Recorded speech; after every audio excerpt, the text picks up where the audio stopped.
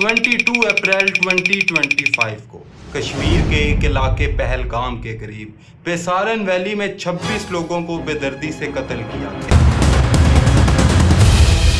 ये वाकया क्यों हुआ, कैसे हुआ और आखिर कैसे मीडिया पाकिस्तानी अवाम और भारतीय अवाम के बीच इख्तिलाफ पैदा कर रही है, ये सब कुछ जानने की कोशिश करेंगे आज की इस वीडियो में।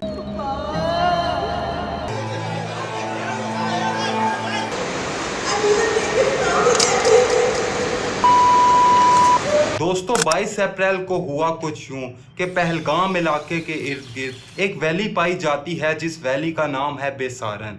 दोस्तों ये कुदरती तौर पर वैली इतनी ज्यादा खूबसूरत है कि भारतीय लोगों के मुताबिक अगर इसे भारत का स्विट्जरलैंड भी माना जाए तो इसमें कोई गलत बात नहीं हो। हर रोज की तरह 22 अप्रैल को भी यहाँ बहुत से लोग पिकनिक मना रहे होते हैं क्योंकि ये इलाका चारों तरफ से जंगलों से घिरा हुआ है। अचानक से 4 से 6 मुसल्लह अफराद जंगल के रास्ते से बाहर आए और लोगों के ऊपर अंधाधुंध फायरिंग शुरू कर। भारतीय मीडिया और वो लोग जो उस वक्त वहां मौजूद थे उन्होंने बताया कि उन्हें उनके मजहब की बुनियाद में कत्ल किया गया, खत्म कर दिया, वो हिंदू पूछ के मारे। दोस्तों हैरत की बात यह थी कि कुछ लोगों की पैंट्स उतार कर भी देखा गया कि क्या ये वाकई मुस्लिम हैं या फिर नहीं। जो मुस्लिम था उसे वैसे ही छोड़ दिया गया और जो गैर मुस्लिम था उसे वहीं गोली मार दी। दोस्तों वहां पर मौजूद सर्वाइवल्स के मुताबिक इन लोगों के पास जदीद तरीन असला था जिसमें M4 और AK-47 जैसी राइफल मौजूद थी। दोस्तों इस पूरे के पूरे वाक़े में 26 लोगों की जान गई जिनमें 25 गैर मुस्लिम और 1 मुस्लिम थे। इनमें एक 32 साला नीरज उद्वानी शामिल था। दोस्तों ये शख्स जयपुर का रिहायशी था और UAE में वर्कर था। छुट्टियां एंजॉय करने के लिए ये अपनी फैमिली की तरफ आया हुआ था। रिसेंटली इसने एक शादी अटेंड की और फिर ये अपनी बीवी के साथ कश्मीर चला गया। इसकी बीवी को क्या मालूम था कि ये जा तो अपने शोहर के साथ रही है लेकिन वापस ये अकेली आएगी। इसके अलावा एक इंडियन एयर फोर्स ऑफिसर तागे हेलियांग और काफी IAF IB और नेवी ऑफिसर इसमें शामिल थे। इसके अलावा सैयद आदिल हुसैन शाह जो वहां पर खच्चर चलाने का काम करते थे, वो लोगों को खच्चर की मदद से ऊपर बेसरान वली तक पहुंचाने का काम करते थे और आखिर टूरिस्ट को बचाने के लिए उन्होंने अपनी जान की बाजी हार दी। दोस्तों इस सारे वाकये के बाद रेस्क्यू ऑपरेशन भी काफी लेट शुरू हुआ क्योंकि ये जगह काफी ज्यादा ऊंचाई पर थी और वहां पर गाड़ी ले जाना काफी ज्यादा मुश्किल था। लेकिन रेस्क्यू ऑपरेशन शुरू होने से पहले ही काफी लोगों को रेस्क्यू कर लिया।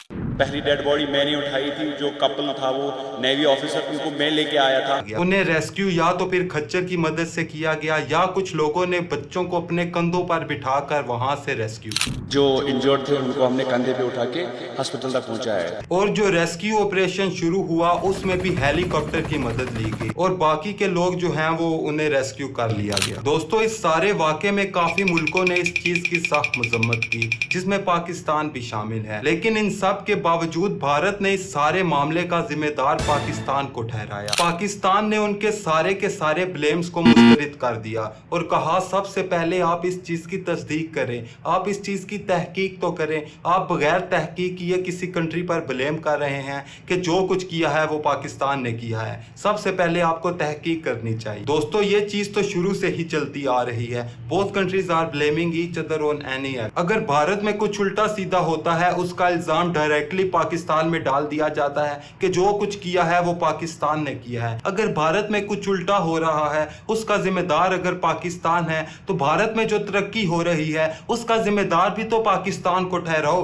क्योंकि ताली तो फिर दोनों हाथों से बजती है। हम भी इस चीज की सख्त मजम्मत करते हैं कि जो कुछ पहलगाम में हुआ वो इंतहाई जुल्म हुआ। जो लोग वहां पर मारे गए वो भी किसी का आखिर शोहर था, किसी का बाप था, किसी का बेटा था। उनके साथ जो कुछ हुआ वो जुल्म हुआ, लेकिन इसका हरगिज ये मतलब नहीं है कि आप किसी कंट्री पर स्ट्रेट थ्रू इल्जाम लगा दो कि भाई साहब जो कुछ किया है वो इन्होंने ही किया है। दोस्तों इस सारे वाकये के बाद दोनों कंट्रीज की तरफ से सख्त इकदाम उठाए गए। भारत ने जो है वो पाकिस्तानी वीजास को रिवोक कर दिया जबकि वो लोग जो पाकिस्तानी भारत में रह रहे थे उन्हें 48 घंटे दिए गए कि वो 48 घंटे में भारत छोड़कर चले जाएं। भारत की तरफ से जो सबसे बड़ा इकदाम उठाया गया उसमें उन्होंने सिंध तास मुआहिदे को सस्पेंड कर दिया। दोस्तों ये वही सिंतास मुआहिदा था जिसमें मशरकी दरियाओं को भारत के सपुर्द किया गया और मगरबी दरियाओं को पाकिस्तान के सपुर्द किया गया, जिनमें एक दरियाए सिंध भी था और जिसका पानी भारत ने रोक लिया। दोस्तों एक तरफ पानी रुका और दूसरी तरफ जो है वो मीम्स वार शुरू हो गई। भारत के लोगों की तरफ से जो है वो बड़ी ज़बरदस्त मीम बनाएगी।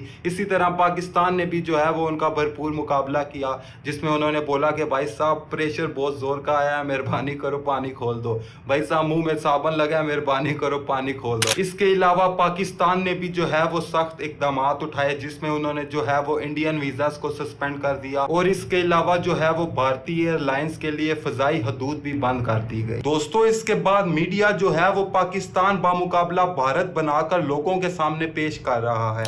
एक कहता है हम मार देंगे, दूसरा कहता है हम बिछाड़ देंगे, एक कहता है हमने ये कर लिया, दूसरा कहता है हमने वो कर लिया, हमने जहाज उड़ाए, हमने भी जहाज उड़ाए, हम लाइन ऑफ कंट्रोल में मिसाइल मारेंगे, आपको पता ही नहीं लगेगा मिसाइल आ कहां से रहे हैं। दोस्तों ऐसी चीजें करके सिर्फ और सिर्फ पाकिस्तानी अवाम और भारतीय अवाम के बीच सिर्फ और सिर्फ नफरत पैदा की जा सकती है, इसके अलावा कुछ भी नहीं हो सकता। इस टाइम मीडिया का ये हाल हो चुका है कि अगर कोई पाकिस्तानी भारत में जाकर सिर्फ 2 पद्दे मार दे तो भाई साहब इंडियन मीडिया इससे इतना बढ़ा चढ़ाकर अवाम के सामने पेश करे। सूत्रों के अनुसार एक पाकिस्तानी आतंकवादी जिसने पाकिस्तान से भारत में आकर 2 धमाके कर दिए बगैर किसी तहकीक के, और जब तहकीक हुई तो पता लगा उसने तो सिर्फ 2 पद्दे ही मारी थी। काइंडली ऐसी चीजों से अवॉइड किया जाए जिसकी वजह से दोनों मुल्कों के हालात मजीद खराब हों। ये मेरा पॉइंट ऑफ व्यू था जो मैंने आप लोगों के साथ शेयर किया।